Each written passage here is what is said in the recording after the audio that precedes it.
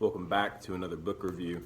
Today we're going to be talking about The War on Normal People by Andrew Yang.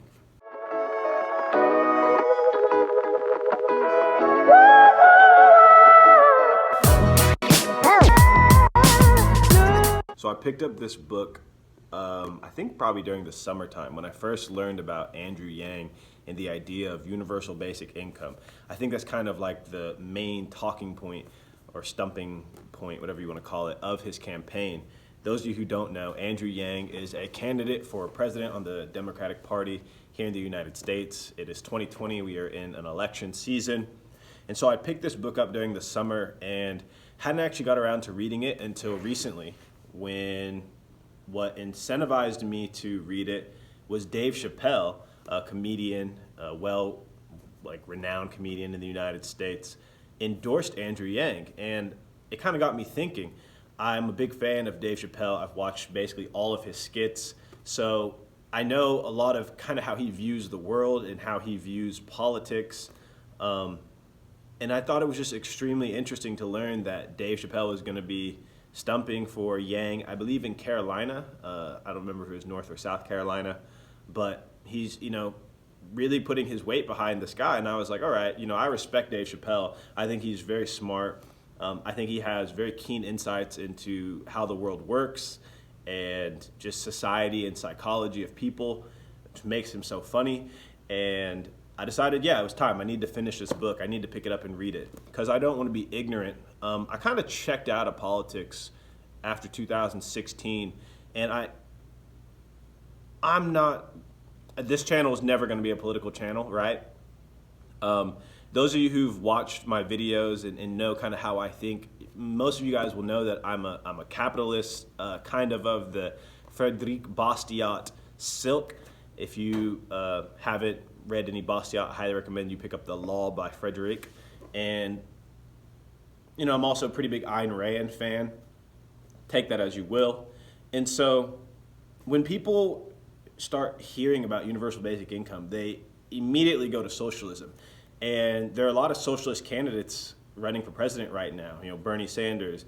Alejandra Ocasio-Cortez isn't running for president, but she is, a democratic socialist, proclaimed democratic socialist. And so socialism is gaining tentacles, if you will, or it's starting to come back into the public discourse. And I thought Yang was very interesting because he is the founder of Venture for America, which is a nonprofit very much like Teach for America that centers on incentivizing entrepreneurs to build businesses in cities like Detroit, cities like Cleveland, cities like Pittsburgh, right? Cities that are traditionally, historically, they were like more manufactural hubs in the United States. Cities that have lost a lot of growth and a lot of jobs and such. And this, we're going to jump right into the book. The book's split into 3 parts. I didn't really plan too well for this, but I wanted to just hurry up and make this video before class starts. So I've marked a couple of pages and things that I thought were interesting, and hopefully I'm really able to get at the crux of what he's talking about, right? So I'm going to read a quick excerpt from page 10. America is starting 100,000 fewer businesses per year than it was only 12 years ago, and is in the midst of shedding millions of jobs due primarily to technological advances. Our economic engine is stalling out in many places, and automation is eliminating livelihood for hundreds of thousands of the most vulnerable Americans in regions across the country. The beginning part of the book is Yang making the case for why jobs are going away, right? And what is this war on normal people? And he goes on to talk about how people are living paycheck to paycheck. He goes on to talk about, the price of university increasing. And he talks about very particular jobs that are going away, and he points to some particular companies that are causing this. He calls out Amazon on page 33, right? He says that there are many malls in the United States that are closing, and he points to Amazon as being one of the reasons for this. But he points to second-order consequences of stores closing, right? So if a Walmart in a city goes down or a mall closes, all the businesses around it are going to close as well. He talks about how the loss in jobs is leading to division in this country. It's leading to, increased use of drugs and opioids, and I guess new, maybe not new, but revitalized disdain towards immigrants and certain ethnic groups, right? But he really points to exactly how this is happening and why it's happening. You know, he talks about Amazon replacing a lot of malls and stores and retail stores, right? I think it's very obvious for people to see retail stores are struggling, and retail makes up makes up a pretty sizable amount of jobs in the United States. But then he goes on to talk about factory workers and truck workers, right? And this is, I think, kind of the next wave of jobs that are going to go away. He talks about automatic driving cars, and a lot of people are in denial about this future, right, and what it means for truck drivers. But he makes a pretty good case as to why this is going to happen. It's inevitable, right? But he says that this war on normal people doesn't just start at these skilled jobs or low-skilled jobs. It also goes onto things such as law, things such as medicine, right? There's going to be a decreased need for some of these accounting, these type of, I guess, white-collar jobs, if you will. And I really appreciated how on chapter 8, he goes through what he calls the usual objections, right? So he really goes through and tries to break down what are the usual objections to the case he's making for automation and jobs going away. You know, he talks about, aren't fears of jobs disappearing, aren't they wrong? Aren't those sort of claims wrong? Isn't the labor market simply going to adjust? Okay, I can buy that old jobs will disappear, but won't there be new jobs that we can predict that will take their place? The government should provide education and retraining programs, right?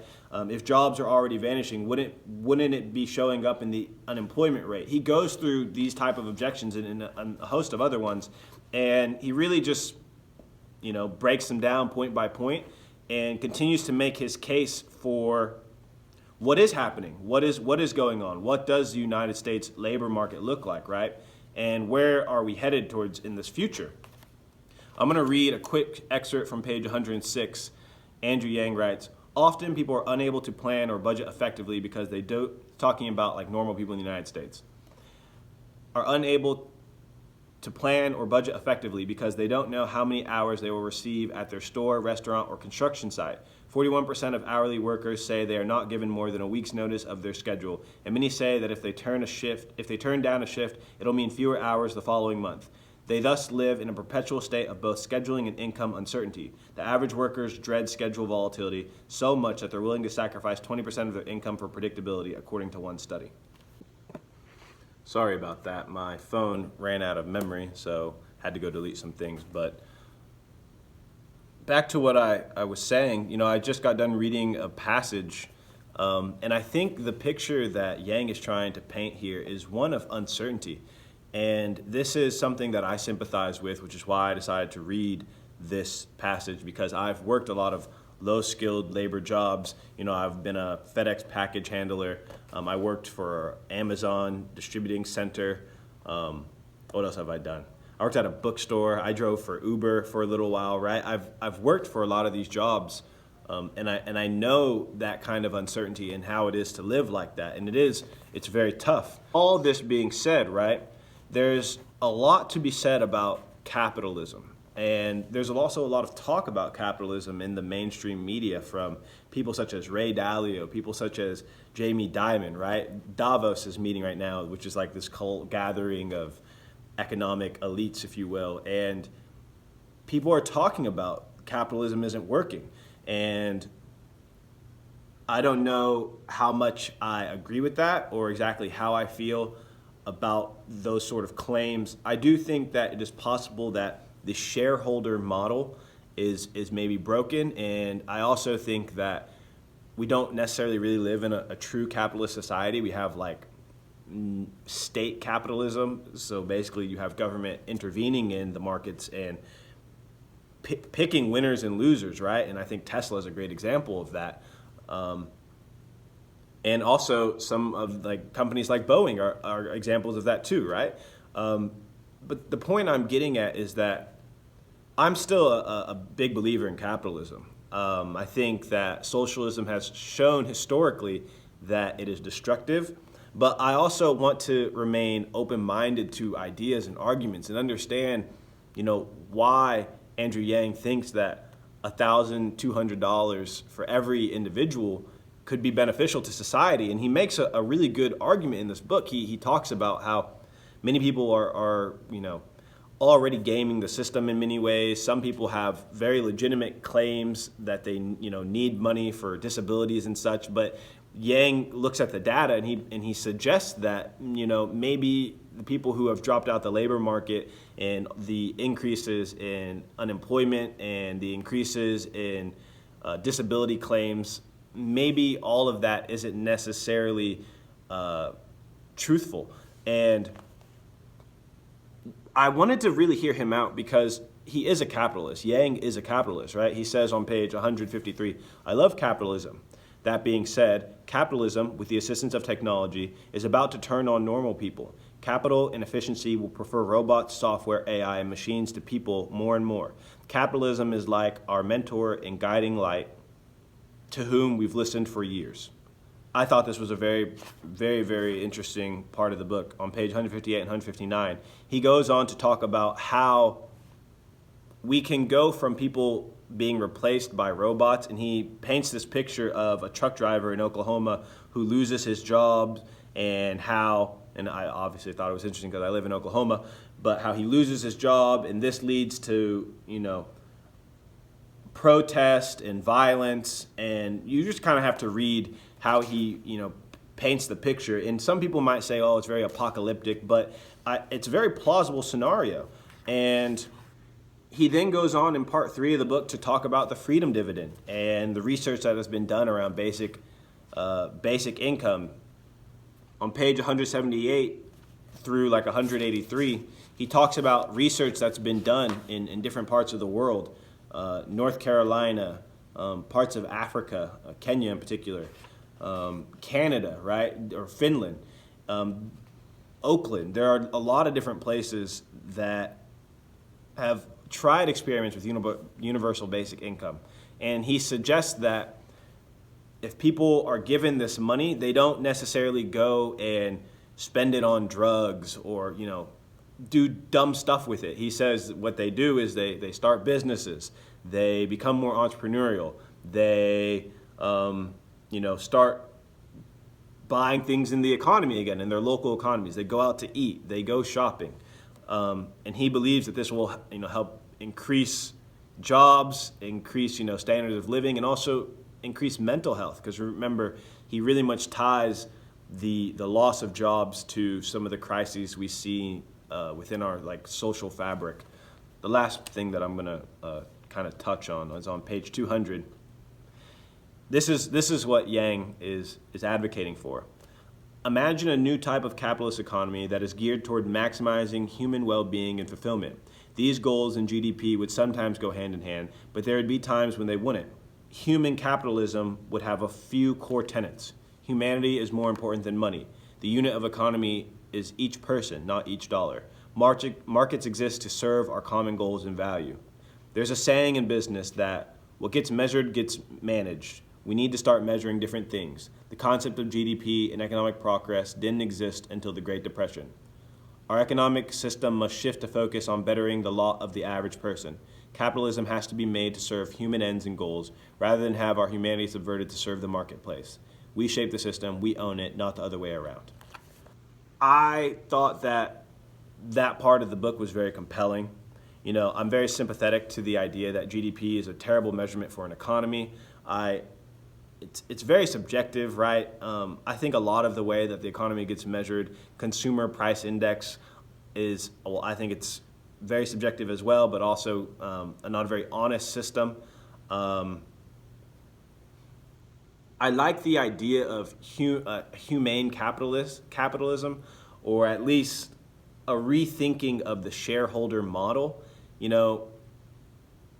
I was watching a Real Vision episode the other day, and it talked about, I believe it was Real Vision, I forgot who the researcher was, but talking about how share buybacks distort pricing in the markets, and how people such as Jeff Bezos and Bill Gates how they're becoming extremely, extremely wealthy, and at the, I guess, sort of at the expense of the common everyday person, with share buybacks and yeah, that's basically it. I acknowledge I don't really have too strong of a view or an opinion or really all the knowledge that I need to make a truly informed opinion, but I do want to do some more reading into different forms of capitalism, enlightened capitalism. I think I saw a book titled that in Barnes & Noble the other day, but I think that maybe the shareholder model has led to some unintended consequences, and we need to find a way to get the system to work for the people who are creating the value for the company, right? So I'm just going to end this here. This has gone much longer than I anticipated, and I think I'm going to run out of memory soon. So hopefully this was interesting. It's also going to be a very timely video, so hopefully it gets a lot of views and engagement, because I love hearing from viewers, people who are watching, thinking and trying to come up with their own versions of truth. And yeah, thank you guys for watching. See you in the next one. Peace.